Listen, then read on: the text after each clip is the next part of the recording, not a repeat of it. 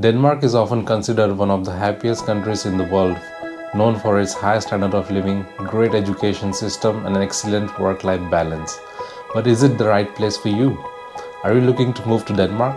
So in this video, we will explore pros and cons of living in a country which has a high standard of living, from its picturesque landscape to the vibrant cities. We'll take a closer look at what's it like to call Denmark home. Living in Denmark is generally considered to be high quality of life. The country is known for its strong welfare system, which provides free education and healthcare, as well as wide range of social benefits to its citizens. The cost of living in Denmark is generally high, but salaries are high too, and many people find their income is sufficient to cover their expenses. Denmark is a small country with a population of around 5.8 million people and is known for its strong sense of community and social cohesion. Many people in Denmark live in small towns or villages, and there is a strong culture of biking and walking as the main mode of transportation. The country is known for its beautiful landscape with miles of beaches, forests and rolling hills. Additionally, Denmark is a home to many museums, art galleries and historical sites. The weather in Denmark can be quite changeable, with cold winters and mild summers. However, despite the weather, Danes have a strong outdoor culture and enjoy spending time outside whenever possible. Overall, living in Denmark is considered to be a great experience, with a high standard of living, a strong sense of community and social support, and opportunity for culture, recreation, and relaxation. So without wasting any time, let's look at pros and cons of living in Denmark. So I will discuss the pros first and the cons after. So the first one, work-life balance. Normally people work 37 hours a week in Denmark, and you can decide however you want to work those hours. As long as you have a mutual agreement with your boss, there is a lot of flexibility how you want to work during that week. Or sometimes you might want to go to a dentist or a doctor for some reason, then you can take the day off actually already at 12 o'clock or 2 o'clock and work those hours later in the day at home, or you can work those hours next day, or you can choose to work those hours next week. So it's up to you how you want to work. So that's the great flexibility when it comes to working in Denmark. Also, if you have kids, there's always other benefits that you get. You get the first day off, first day paid for your child, second day paid some places. Also, if it depends where you work, if it's a public sector or private sector, there's a huge difference between what are the benefits that you get while working. So it's a great working system, and people really enjoy it. I really enjoyed it. So the second one, language barriers. So in Denmark, there are no language barriers. Especially if you're new to Denmark or you're planning to come to Denmark, you're probably thinking, okay, in Denmark they speak Danish and it's going to be very difficult for you to adjust. It's not like that, because almost everyone speaks English, and even the small kids actually. So you can actually get by without even speaking Danish here in Denmark, especially if you're coming to work in Denmark, and if you're working in a big international company, you don't actually even have to speak Danish. So a lot of people have noticed, been living here in Denmark for around 10 years now, and they still don't speak Danish, but they are fine living in Denmark. They are nicely integrated into the Danish culture and society without even speaking Danish. But of course, yes, if you want to have your social life outside your work, so you might want to learn Danish, which you will, and you have the right to as a citizen or a working citizen here in Denmark. So the third one, healthcare. Healthcare is one of the best things that Denmark can provide to its citizens, because it's free for everyone who lives in Denmark, as long as you pay your taxes or you have a valid work permit or a valid visa to stay in Denmark, and the CPR card, the yellow card where is your social security number. So you are entitled for free healthcare. So it doesn't matter if you have a big problem or a small problem, and if it's costing you a surgery which costs around 100,000 or 200,000, don't you worry about that, because its healthcare is free, and it will be covered by the Danish healthcare system. So that's one of the really good things about Denmark, because I got operated in 2016 for my back, and that surgery alone cost like around 800,000 in India. So I got quite lucky because I was also working, so I had also another insurance from the work. So it's very nice, the healthcare system here in Denmark. So the next one, trusting and social harmony in Denmark. So if you follow me on my Instagram, recently I shared a reel on my Facebook, I think, and also in Instagram. But a lot of Danes, they loved it, and I think it got around 93,000 views and around 5,000 likes, where I talked about the trust and social harmony in Denmark. So I was at the gas station right in front of the grocery store, and all the stuff that the grocery store had outside, they just kept it outside even though they were done for the day, and the shops were closed and nobody was taking it. That's a social harmony in Denmark, that people trust each other, and then they're not going to do that. They're not going to take your stuff just because it's outside. They will want to pay the money and get that stuff and then go. They will not steal. It's a lot of places I have observed this, even though they have camera, but a lot of people can just cover up their faces and steal it, but they don't. That's what I've seen. So people trust each other, and there's a great sense of harmony between them. So the next one, great educational system. It's one of the great education system in the world in Denmark, because it's also free for if you have a residence permit, like a permanent residence, or a citizen of EU or citizen from Denmark. So you have the right for a free education. Not only that, you get paid to study. So you get the SU from Danish government, which is a stipend that you get every month, so you can manage your expenses better. So you get paid to study here in Denmark. Also, the education system, how it's taught in the universities and the school, I really enjoyed that, because I have studied in India, I have studied in New Zealand, and I have studied in Denmark, so I know exactly what was exactly different as compared to what I have observed and experienced before. So there is not a lot of focus on memorization and writing exams. Depends of what field are you in, but most of the times there is only oral exams. So let me give you an example. For example, if you have a semester exam, and for that you will get a project.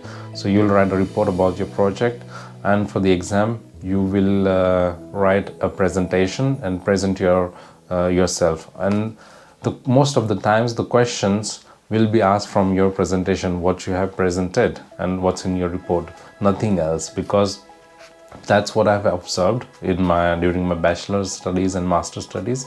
And it's actually good, because you know that what the other person who's talking and presenting, what is it talking about? Does he really know the things that he's talking about? But it's not the same when you just write down everything, because you can just memorize and just write it down, and then you will forget it at some point. But it's not like that. And there's a lot of focus towards working together, working in the group, and a lot of projects doing together. So I really enjoyed my time as a student here in Denmark, and it's really a great education system. So if you're planning to come and study in Denmark, it's really a great place to study. Okay, the last one in the pro section is ease of accessibility and transportation. So in Denmark, people love biking, and everything is so connected, especially if you live in a big city, for example, Copenhagen, Aarhus, Aalborg. So the transportation as such, that you will not need a car or anything. You can bicycle, you can choose to bicycle, which is a lot of Danes and a lot of international students do, because it's cheaper to bicycle. But if there's rain or something, it's always a possibility. So transportation is quite cheap, and also it's easy, and everything is connected, and there's a train every 15 minutes, and there's a bus every 10 minutes, so you always have that connection. So the transportation is very accessible, and it's accessible to everyone, even for example, handicapped people, there's ramps and everything, so it doesn't matter if it's in the bus or in the trains. So it's accessible for every person, and it's very cheap, and everyone uses it most of the time. Try avoiding driving cars, and you'll find people bicycling to work on their suits. Yeah, it is a thing in summer especially, because yeah, people enjoy biking here in Denmark. So the first one in the con section is weather. Weather is not your friend in Denmark. Really, it's so unpredictable. It doesn't matter what the Google forecasts say. You just have to bring an umbrella with you. But even bringing an umbrella won't cut it, because it's so windy that it will fly away or break down. And it is all throughout the whole year. There's a lot of wind in Denmark, and that's why you'll find a lot of windmills here in Denmark, because it's so much windy. So that's how it is in Denmark. It's always either raining or it's windy. Especially even during the winter time, it's so windy that if the temperature is outside says -1, it would feel like -8 or -9, because it's so cold and windy. At the same time, it's raining. So weather is not so predictable in Denmark. It's always the same almost. But people enjoy when it's summertime or there's a little bit sun, because sun often doesn't come a lot during the winter times. But whenever it does, you should just enjoy it and soak it all in, because it's not easy, especially for people who come from a country where it's a lot of warm. Especially me, I come from India, and it was very difficult for me to see this. There's no sun. But in the summertime, it's great. There's sun, but also we'll find 3 or 4 weeks which it will be continuously raining. So yeah, just enjoy whenever the sun is out in Denmark. So the second con is friends. Making friends in Denmark, especially with Danes, it's very difficult, because then in Denmark, they grow up and they have friends together since they grow up, and then they have their small bubbles, and they don't let a lot of people in. But if you are someone who spends a lot of time with the Danish people, and you get hang out together often, that means you are in that circle, and you should really appreciate it, because once you're friends with Danes, you're friends for life. But it's very difficult to make friends with them. It's not like they are not polite or they will not invite you in their parties or something. It's just like social sense of togetherness that they have together when they're together or doing stuff. So yeah, you will find it a little bit difficult to make friends with Danes, but it's not the end of the world, because you will always have a chance to make friends with Danes, because you're going to be living here a long time. But there's always a lot of international people. They are very they're also someone who don't have a lot of friends, because they're also looking for friends. So there's always a lot of people, and international people from different cultures. You'll also find from people from your own cultures, because it's a lot of international people coming to Denmark for studying. So there's always possibility you'll find the same people from your own country, and you won't have to worry about making friends with Danes. Immigration is not your friend in Denmark. I mean, I won't talk a lot about this, but that's what I have observed. In my case, it was all okay, but sometimes it also depends what kind of a case officer you get at the immigration office. But yeah, so you always have to be aware and follow the rules as an immigrant here in Denmark, because if you are planning to stay long term and apply for citizenship, you always have to be careful while driving or doing other things, anything illegal. Even the smallest things, like if you get a parking ticket or a speeding ticket, so it could really actually hurt when it comes to applying for permanent residence or citizenship. So you always have to be careful as a citizen, as an immigrant here in Denmark. And just keep in mind, just keep low profile. Don't do anything illegal. No one should do it, but it's immigration is really problematic for a lot of people if you have to think about long term with the permanent residence. And so the next one, cost of living. The cost of living in Denmark is quite high, especially after the war in Ukraine. Everything is so expensive right at the moment in 2023. But even though the cost of living is high, salaries are also high. So if you're coming and for a job here in Denmark now, so what if you are expecting to ask for this much amount of money, ask a little bit more, because you know people will be able to give you that much money if you are a good candidate and working coming here to work. So yeah, cost of living is actually normally high, used to be high in Denmark, but now it's skyrocketing. So especially with the students who are coming here in Denmark have to suffer a little bit, because they have to cut down on the other things in order to manage the expense and get the part-time job. So yeah, there's a lot of things, but cost of living is actually very high in Denmark. But also on the other hand, you can get the good salary and you can try and manage your expenses. And like I said before, people are sufficient. For a lot of people, the salaries are sufficient and they can manage expenses and manage to save a little bit of money for vacations. The last one in cons is the language. Really, language is a very tough nut to crack, especially in the beginning. It could be very irritating for you to learn the language, especially if you are working here in Denmark. So if you have come here to just work and going to language school in the end after working 6-7 hours in the day is really difficult. And I can imagine, you know, because I have done both while studying and while working. But it's tired. It get tired, you know. You have the long day and then you have to go to the language school, especially in Danish you have to study. But yeah, but once you start going, get that rhythm going, you always need a person saying that, okay dude, come on, or someone at the language school, make friends, you know. So you get happy to see each other and meet each other, because for me it was very difficult in the beginning. The first thing that I learned when I came to Denmark was skoafdeling.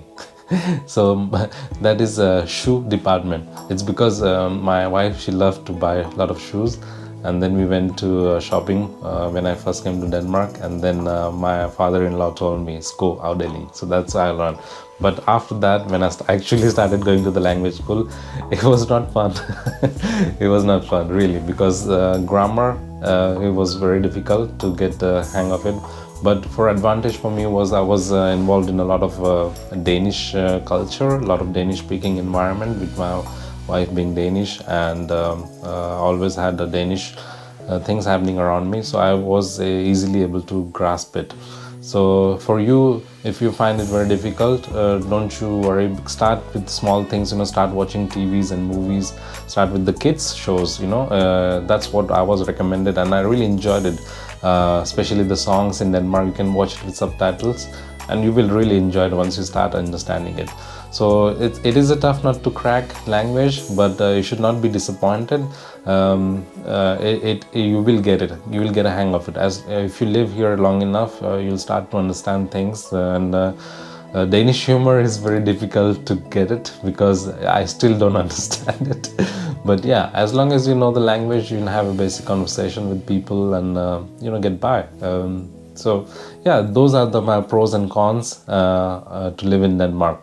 So yeah, that was it. Thank you guys for watching this video. If you got any value from this video, please like, share and subscribe to my channel, and I would really appreciate it, so I can bring this content to you guys. Thank you for watching, and I'll see you next time.